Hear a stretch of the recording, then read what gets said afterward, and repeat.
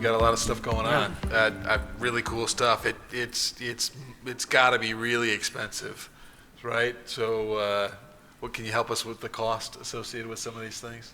Well, I don't want to give specifics, but most of the technology that I spoke of, especially the sensors, the technology that we've deployed is actually an annual cost of less than $20,000 a year for a 500,000 square foot building.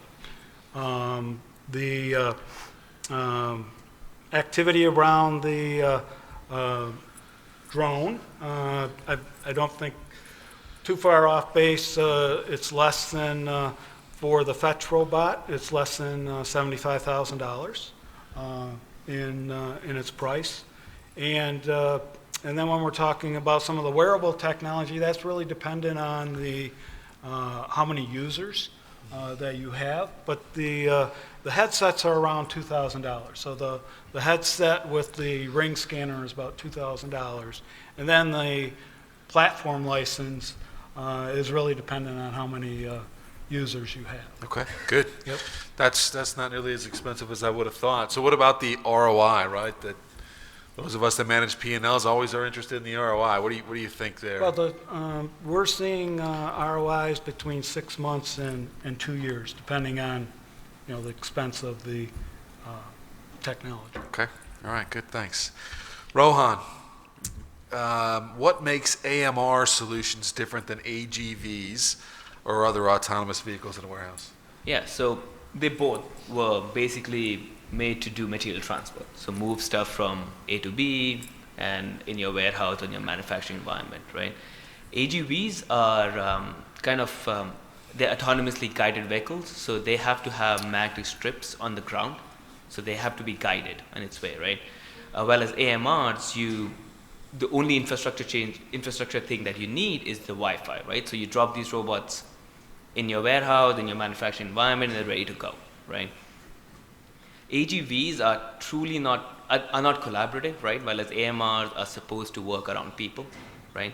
They have they can move around people, avoid them, as well as even in Fetch's case, even avoid moving objects, right? So imagine a forklift coming through, and you can predict that forklift movement and avoid, an AMR can avoid that forklift, right? So, and even the main I think, which speaks to the broader audience is the setup time. So AGVs, from the customers I've talked to, it can take up to 15 months, while as these AMRs, and Tom attested to this, we can deploy these within days of that. Okay, awesome.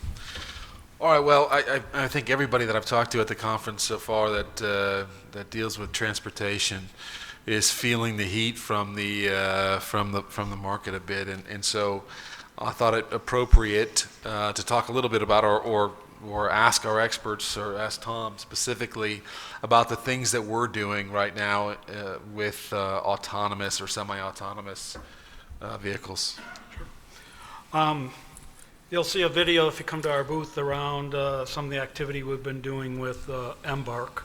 But we're currently testing autonomous vehicles on the road right now. So the activity that we're currently testing is a line haul that runs between El Paso, Texas, and Southern California. It transverses about 650 miles. And the way that we're utilizing the autonomous equipment is the Ryder driver brings it from the manufacturing facility or the distribution center in El Paso and marries up with an autonomous transport vehicle on I-10 as it transverses to Southern California. So we marry it up, and then that's where we see the real opportunity for autonomous immediately, is in that line haul activity. So the transportation that's happening on the highway, big opportunity for autonomous vehicles. And if I had to state how soon before we're going to be truly autonomous, because there's 5 stages of autonomy, right? 0 is no autonomy, and level 5 is autonomy under all conditions. We're currently at level 3, which is autonomy under limited conditions in kind of regulated conditions. So even though the vehicle is traveling autonomously, there is a driver sitting in the seat as that vehicle is transporting the cargo from El Paso to Southern California. That's what the regulations demand right now, right? Until there's enough testing in place and there's enough miles under our belt as far as autonomous vehicles go, but we see that happening in the next 5 years. We'll be at that truly autonomous under all conditions. We have some other vendors we're working with that are actually testing the delivery mechanism. So other companies are actually would be able to pick up the product from the line haul portion and actually make the delivery. And some other technology when we speak about autonomy is around platooning. So companies like Peloton and others have the ability to actually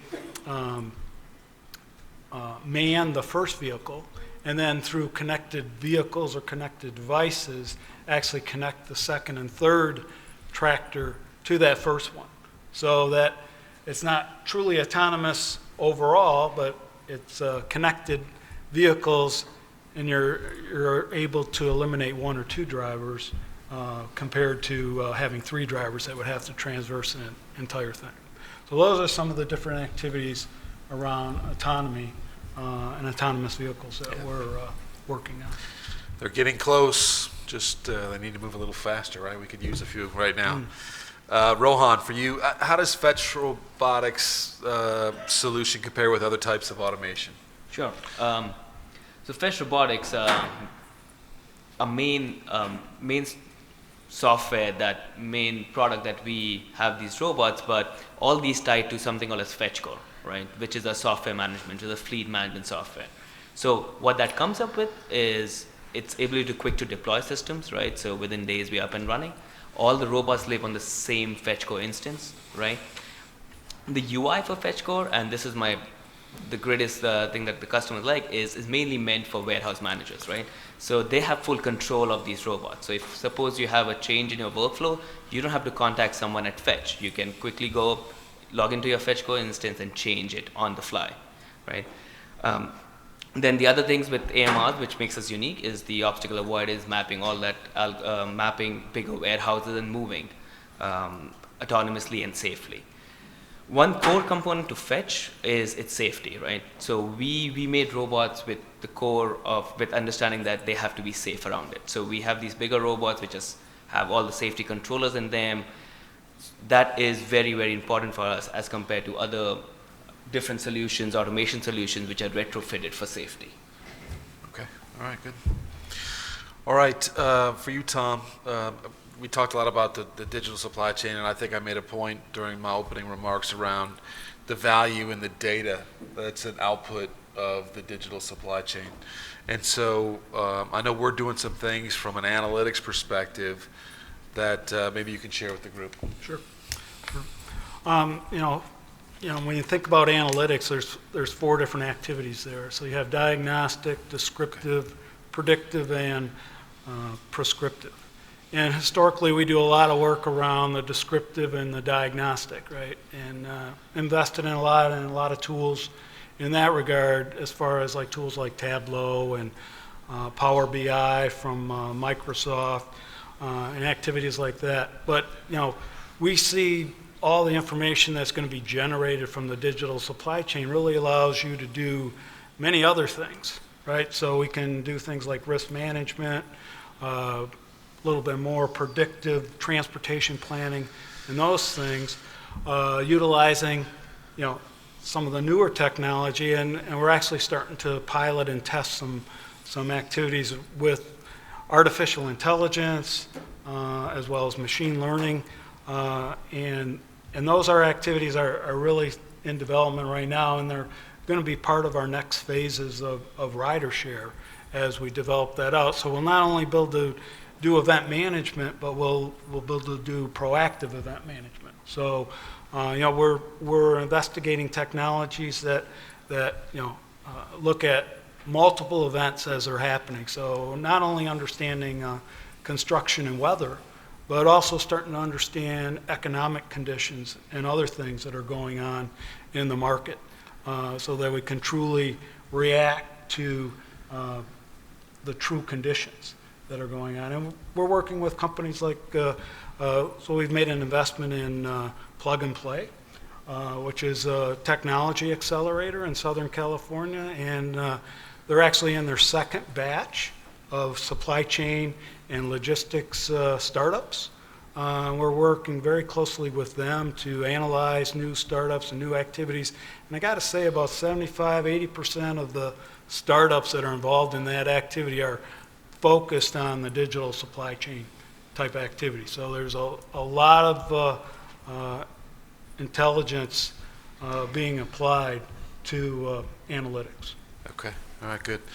All right, well, we've got about, 5 minutes left in our session, so I've been seeing the questions come through here, and so it looks like, the first question that had the most frequency is, what is the, Rohan, I'll just direct this at you to start, okay? What is the backup plan with any type of network downtime that causes autonomous robots or the operator interface devices to stop working? Yeah, so I can take the autonomous robots part, and for us, Wi-Fi is important for our robots, but at the same time, if you have, while the robot is moving from A to B, and there is a Wi-Fi dropout, there is a network issue, it won't stop right there. It will complete its task, it will get to its home, and then to receive the next start, it has to connect to the Wi-Fi. So if there's a network downtime, it won't just stop your operations. It would not just be there and have all your robots just stopped in the middle of an aisle, right? They'll get back home, and once it's connected back up, they will be back up and running. Okay. All right, good. Tom, I think this is for you. I think this is kind of tied to where you see the digital supply chain heading next. So, does the robot mapping and operational network system coexist within the WCS, WMS, OMS, or other system, or as a standalone system to be integrated separately? Any economies of scale? Well, the autonomous vehicle can be integrated in the warehouse management system. Right now, the way that we established the workflow, it didn't have to be. So we set it up so that the license plate actually has the location where the robot needs to go. So the operator simply looks at the location where the robot needs to go, identifies the button on the window on the robot that coincides with that, and just depresses that button and it takes it there. Okay, all right. Tom, you talked about the sensors in the trailers identifying cube utilization, right? Mm-hmm. So how full the trailer is. How exactly does that work?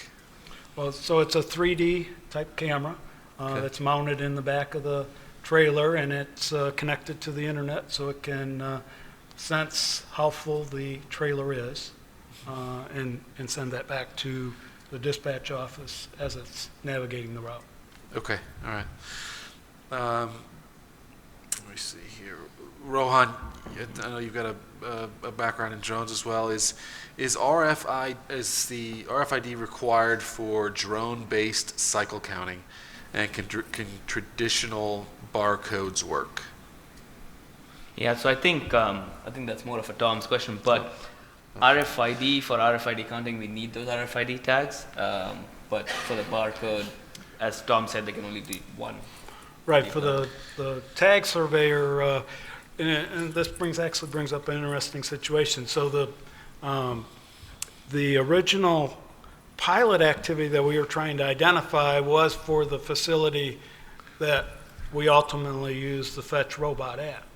But what we quickly figured out is that the aerial drone wouldn't be able to read 2, 3, 4, 8 finished goods deep on the if it was trying to read all the barcodes. So that wasn't going to be a good use case for the aerial drone. What was exciting, so when you think about finished goods, and especially finished goods that are moved with a clamp truck, they all have a gap, so that the clamp truck can actually put the product there and then release the clamps and back away. So there's about a 6-inch to a foot gap between each of the products. So if you have an RFID tag on the outside of that box, it's very easy to read. So that's what expedites the ability to actually read the RFID tags within the facility. Okay, I think we're basically at the end. I think it's well, it's 3:45. So thank you to our panelists, and thank you all for attending our session on the digital supply chain today.